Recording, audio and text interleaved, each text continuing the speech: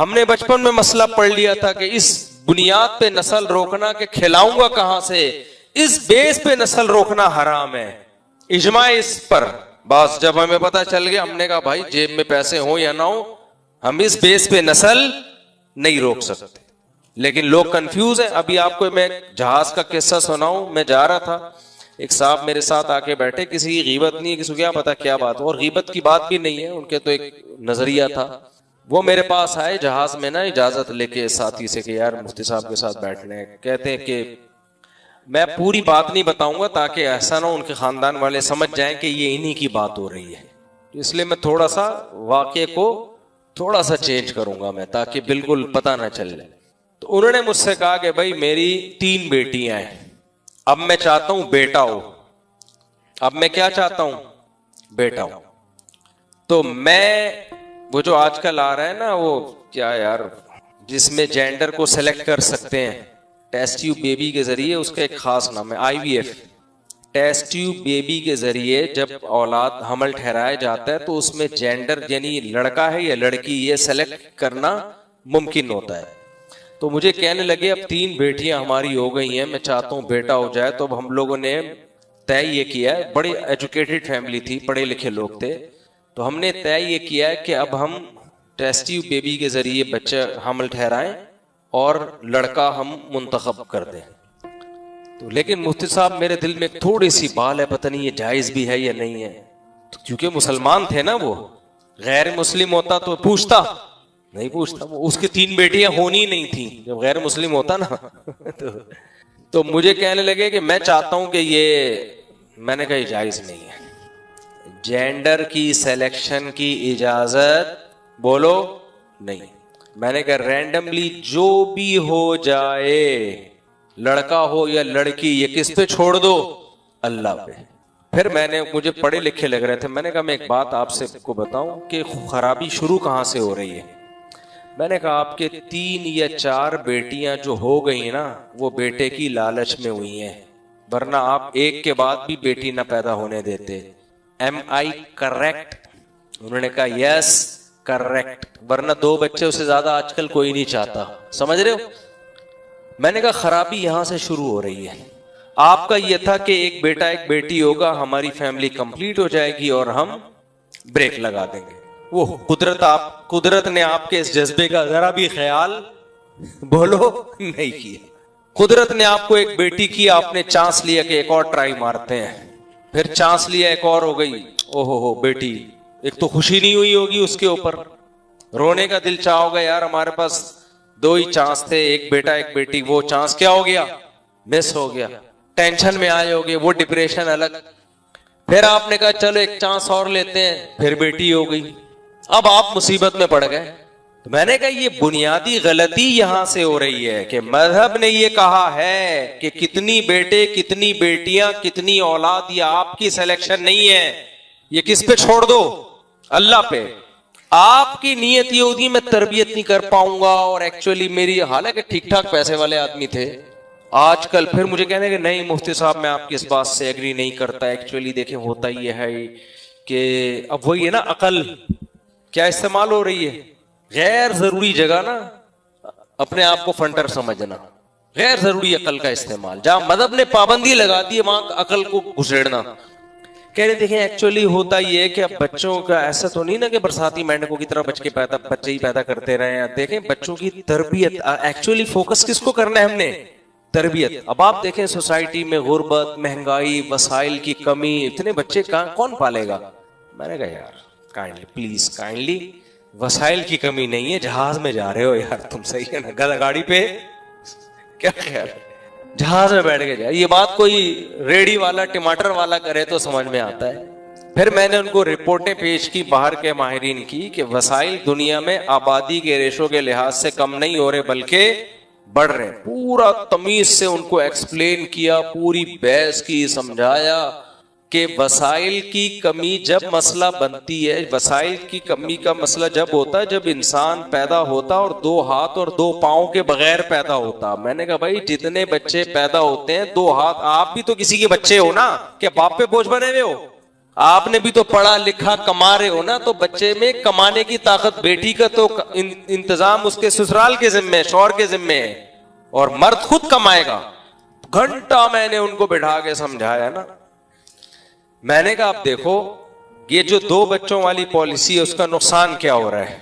जिसके 2 बच्चे हो गए, एक बेटा मिल गया, वो नस्ल रोकेगा। जिसके नहीं हुए वो बेटे की लालच में नस्ल बढ़ाएगा। ऐसा होगा कि नहीं होगा? तो लड़का और लड़की के ग्रोथ रेशो जो नेचुरली होना चाहिए उसमें खराबी आएगी कि नहीं आएगी? है भाई, बताओ ना। उन्होंने कहा यकीनन आएगी। मैंने कहा इससे तो अगली नस्ल तबाह हो गई कि नहीं हो गई? बच्चियों के तो मसाइल खड़े हो जाएंगे। फिर वो कहते हैं चाइना में और हिंदुस्तान में भी तो 2-2 बच्चे। मैंने कहा वहां एक जुल्म हो रहा है। जब एक झूठ बोला जाता है ना, उसको छुपाने के लिए 100 झूठ और बोलने पड़ते हैं। चाइना में जो 2 बच्चों वाली पॉलिसी है और मर्दों का रेशो ज्यादा है, वजह उसकी है कि बच्ची को मां के पेट में कत्ल किया जाता है। ये सारी बच्चियां इन चाइनीज के ना गरेबान में हाथ डाल के क़यामत के दिन खड़ी भी होंगी। ये जो वईदल मऊदतु सुइलत बिअय्यि ज़म्बिन क़ुतिलत, कुरान कहता है जिस दिन जिंदा दफन की हुई बच्ची से पूछा जाएगा बता तुझे किस जुर्म में कत्ल किया गया। इस आयत की तफसीर में उलमा ने लिखा है कि वो बच्चियां भी दाखिल है जिनको मां के पेट में गिराया गया है। क्योंकि हमल जब पूरा मुकम्मल हो जाता है और पता चल जाता है कि लड़का है या लड़की, उसके बाद ये गिराने का अमल होता है। उस बच्चे में जान पड़ चुकी होती है, कत्ल किया जाता है बाकायदा। मेरे पास तो माओ के फोन आए हैं कि हम हॉस्पिटल गए, पता चला बच्ची है, तो हमने कहा गिरा दो। कह रहे जब गिराया गया ना, उस बच्ची की जान निकली है पेट में, तड़पी है वो तो मां में अल्लाह का खौफ था, डर गई कि मैंने क्या किया है, मार दिया बच्ची को। कह रही मुझे रो रही हूं, मैंने क्या किया, अपनी बच्ची को हलाक किया। करोड़ों बच्चियां चाइना में और इंडिया में मां के पेट में कत्ल की गई हैं, तब जाके ग्रोथ रेशो पे उन्होंने क्या किया है, कंट्रोल। नहीं आ रही समझ में? जमाने जाहिलियत में जिन बापों ने अपनी बेटियों को जिंदा दफन कर दिया था, उन पे कोई केस हुआ दुनिया में? क्यों नहीं हुआ? केस करने वाला बाप ही होता है ना। जब बाप ही मार रहा है तो कौन केस करेगा? तो ऐसे ही मेरे भाई, ये तो बच्चियां दुनिया में आई नहीं कि अपने बाप, मां और बाप के खिलाफ केस करती। दुनिया में कोई कानून नहीं है इनकी सुनवाई करने वाला। तो आपका क्या ख्याल है, अल्लाह छोड़ देगा है इस बेस पे कि तुम्हारी औलाद थी जो मर्जी करो? अल्लाह ने छोड़ना होता तो मुशरिकीन को क्यों अल्लाह कहेगा मैं पकड़ूंगा कि क्यों तुम्हारी औलाद थी, तुमने मार कैसे दिया इनको? तो मैंने कहा इसलिए मेरे भाई, मैंने फिर अपनी मिसाल दी। मैंने कहा मेरे 19 हैं इस वक्त की, अब तक की रिपोर्ट जो किसी भी वक्त चेंज हो सकती है, 19 है। मैंने कहा मैं आपको मैं शो मारने के लिए नहीं कह रहा, अल्लाह नजरे बस से बचाए। अल्लाह ने हमारी बुराइयों पे पर्दा डाला हुआ है, बहुत नेक नहीं है हम। मैंने उनसे कहा मैं आपको खुश नजर आ रहा हूं कि नहीं आ रहा? कहते हैं माशाल्लाह फिटफाट। तो मैंने कहा हमारे 19 हैं और आके आप हमारे बच्चों से मिलो। अल्हम्दुलिल्लाह अब तक की रिपोर्ट के मुताबिक ना कोई चोर है, ना कोई मस्जिद से चप्पल चुराता है, सारे पढ़ भी रहे हैं, मदरसे जा रहे हैं, स्कूल जा रहे हैं। जो नॉर्मल, मैंने कहा बहुत कोई फरिश्ते वरिश्ते हो, ऐसा नहीं है, कोई भी नहीं बिगड़ा। तो ये जो तरबियत का आप लोगों ने मंजन बेचा हुआ है ना, बच्चे जितने ज्यादा होते हैं वो एक दूसरे को संभालते हैं। हमारे तो बड़े भाइयों ने हमें पाला है। अब्बा तो ऑफिस में होते थे, बड़े भाई के चमाटे खाए हैं हमने, जिसकी वजह से आज थोड़े बहुत टूटे फूटे इंसान के बच्चे बने हुए हम। क्योंकि नई जनरेशन को नई जनरेशन समझती है। अब्बा पुराने हो जाते हैं, उनको नई बच्चों की शरारतों का, भाई को पता होता है कहां से बिगड़ेगा ये। फिर बेटियां, उनके भाई नहीं है, वो बेटियां ससुराल में जुल्म होता है। ऐसे कई केसेस आ रहे हैं, खातून आई मेरा ससुराल जुल्म कर रहे हैं। तुम्हारे भाई चाचे कहें है ही नहीं, दादा की एक आध था तो एक फुप्पो है बल्लांडी में रहती है, फुप्पो क्या करेगी अकेली? इसकी बड़ा खानदान होता है, उस बच्ची पे कोई जुल्म तो करके दिखाए। पीछे 8-10 भाई खड़े हुए होते हैं, चाचे मामे खड़े हुए होते हैं। तो मैंने उन बेचारों पे पूरी अपनी सलाहियत खर्च कर ली, मगर बंदा हिल के नहीं दिया। तो क्यों नहीं हिला भाई? इसलिए नहीं कि अकल से समझाना बहुत मुश्किल होता है। इसमें यह होता है कि अल्लाह के सामने हथियार डाल दो। अकल के हथियार अल्लाह हमने डाल दिए थे। हमने कहा यार ऐसी की तैसी, यार बाढ़ में जाए। जब अल्लाह ने कह दिया भाई कह दिया। अब को आजमाइश भी अगर आ गई औलाद की वजह से, अल्लाह ना करे, तो हम कहेंगे अल्लाह ने, हमने तो आपका हुक्म समझ के किया था, अब आजमाइश है तो अल्लाह सब्र की भी तौफीक देगा। बाज दफा आदमी काम अच्छा करने चलता है, आजमाइश आ जाती है तो क्या करता है वो, भाई हमने तो काम ठीक किया था, हमने काम, आपने सही डॉक्टर से इलाज किया, दवा भी ठीक, वो रिएक्शन कर गई तो आपको निदामत नहीं होती, आपको यार मेरे बस में तो यही था कि डॉक्टर भी पेट ही का है, दवा भी इसने बिल्कुल यूट्यूब पे भी सर्च कर ली, हर डॉक्टर फिर भी खा के अगर रिएक्शन हो गया तो अब वो तो अल्लाह के हाथ में है ना। लेकिन खा ही जहर रहे हो, चल ही गलत ट्रैक पे रहे हो, तो डिप्रेशन के अलावा कुछ भी नहीं है। तो मैंने कहा भाई ये जेंडर की सिलेक्शन की अगर इजाजत दे दी जाए ना तो ग्रोथ रेशो की ऐसी की तैसी हो जाएगी। फिर आप आज एक लड़का, कल कहेगा तो एक बच्चा बंदा कहेगा मुझे तो 6 लड़के चाहिए, लड़के ही लड़के, वही हशर होगा जो चाइना और इंडिया में लड़के ज्यादा औरतें कम। तो चाइना में तो सुना है औरत के लिए जंगें शुरू होने वाली हैं, लेकिन फिर होता क्या है, जब औरतें नहीं मिलती तो फिर वो उसी तरफ जाते हैं, वो फिर गलत ट्रैक पे तरफ जाएंगे, फिर उसकी आदत हो जाएगी उनको।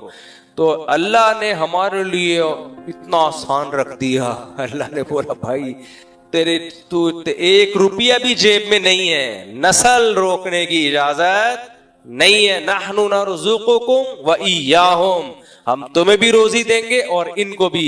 उन्होंने मुझे कहा कि अकल भी तो हमें इस्तेमाल करनी चाहिए। मैंने कहा अकल इस्तेमाल करनी चाहिए लेकिन खुदा के खिलाफ नहीं इस्तेमाल करनी चाहिए।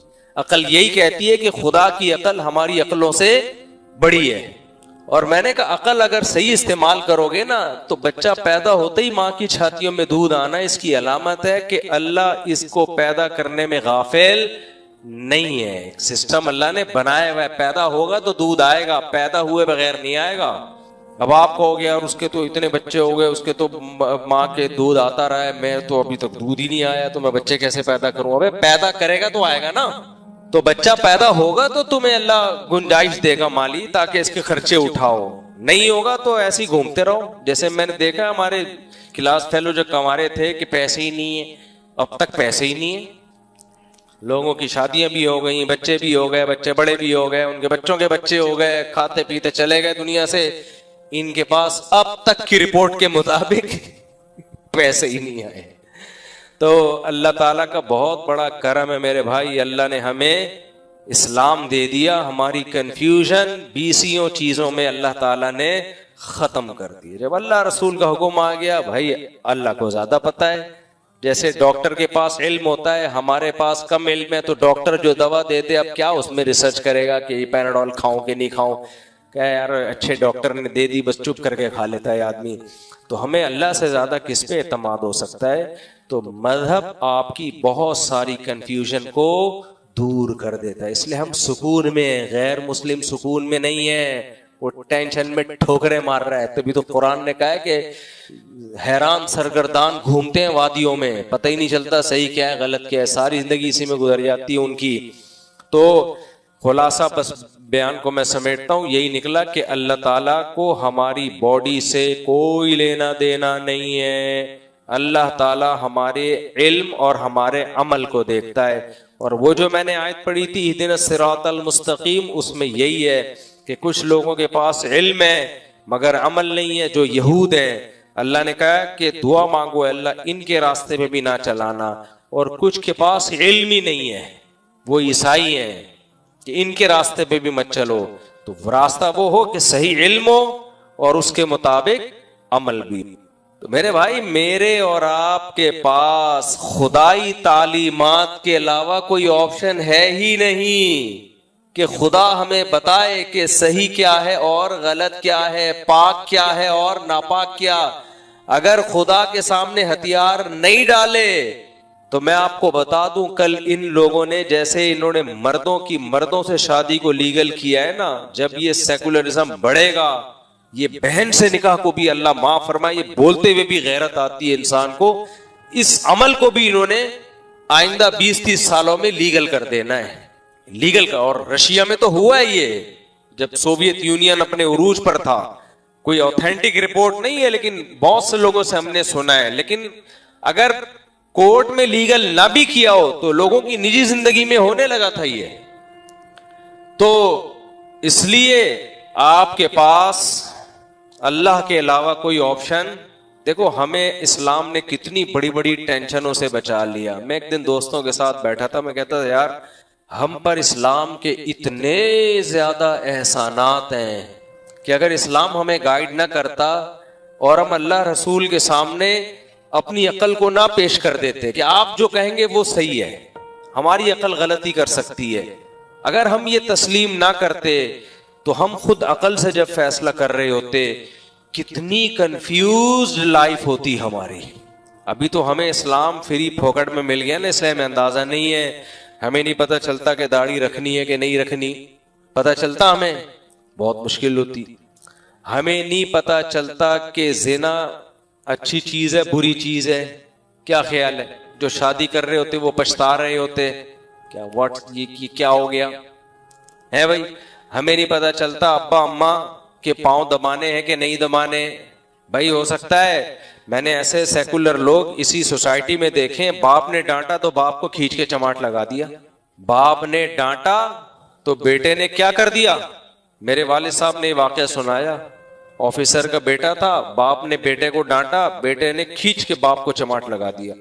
बाप रो पड़ा और कहा बेटा मेरा तुझ पर हक है, तू मेरी औलाद है, मेरे तुझ पर एहसान है, मुझसे अल्लाह ने तुझे पैदा किया। तो जवाब पता है क्या देता है? आपने शादी अपने मजे के लिए की थी, मुझे पैदा करने के लिए बोलो नहीं की थी। दलील से जवाब दे सकते हो उसका? नहीं यार मेरा ख्याल है बात, दलील तो भाई उसने भी दी है, आपने शादी मुझे पैदा करने के, वो तो इत्तेफाक से मैं हो गया। तो एक साइंसी अमल है।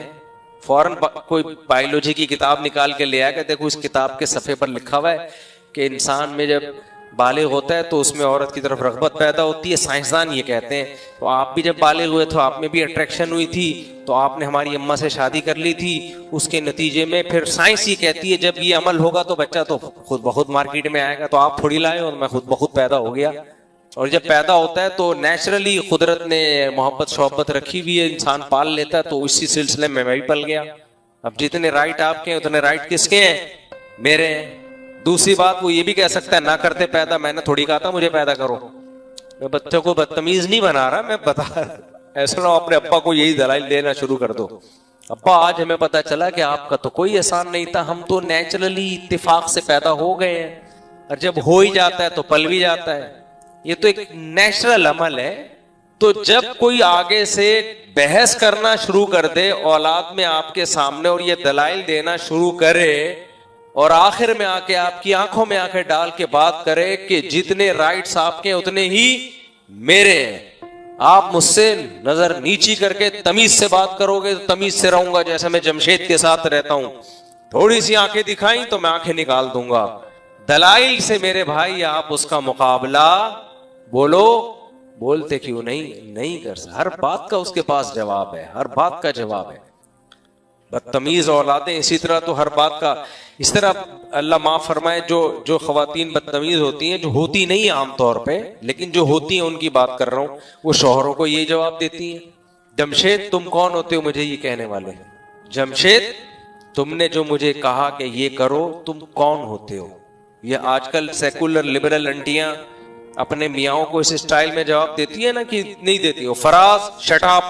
मैंने वाकया सुनाया था ना, मैं एक जगह गया तो हमारे पड़ोस में एक साहब थे, फराज नाम था उनका।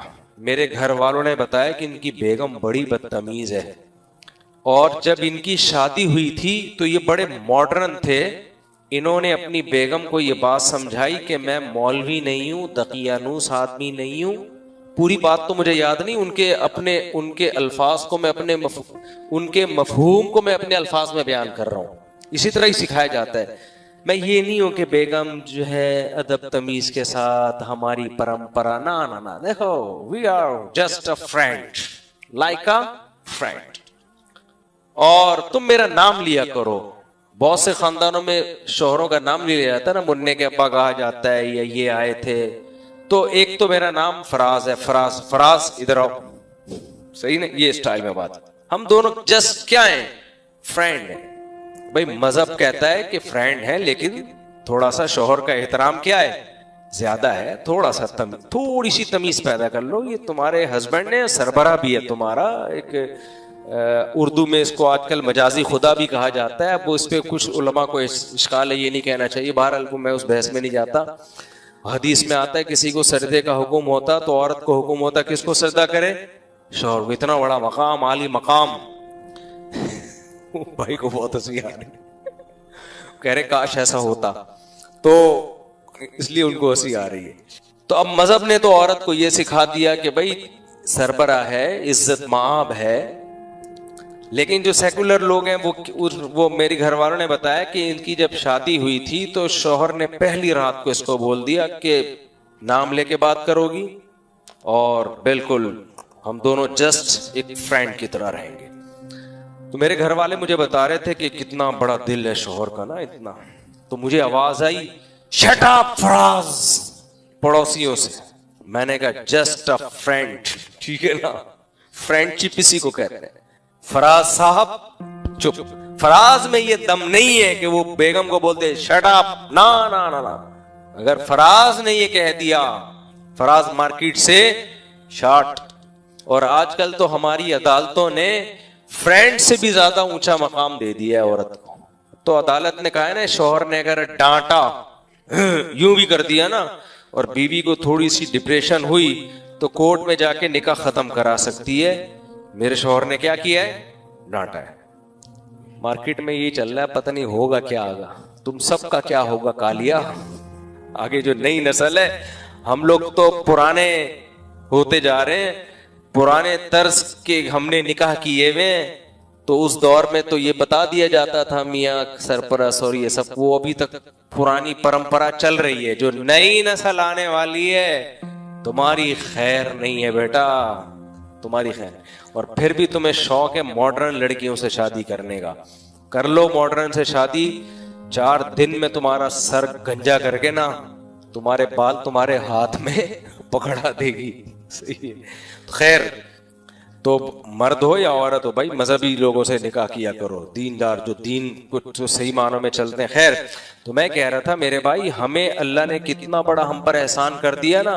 हमें बहुत सारी चीजों में कंफ्यूजन अल्लाह ने खत्म कर दी, हमारे पास उस तरफ सोचने का ऑप्शन ही खत्म कर दिया। मैं साथियों से को ये वाक्य बता रहा था ना भाई, हम अगर अल्लाह ना करे मजहब को ना मानते सुपीरियर, अमल में तो कोताही हो जाती है, लेकिन अगर हम में अमल में भी कोताही होगी, हमें कम से कम ये तो पता होगा ना गलत है। काफिर को तो ये भी नहीं पता होता ये जो अमल मैं कर रहा हूं सही कर रहा हूं गलत कर रहा हूं, ये भी नहीं पता होता उसको। वो उसी कंफ्यूजन में, शराब को भी, जिना को भी, माँ बाप को ओल्ड हाउस में भी, सारे खानदान निजाम की ऐसी की तैसी।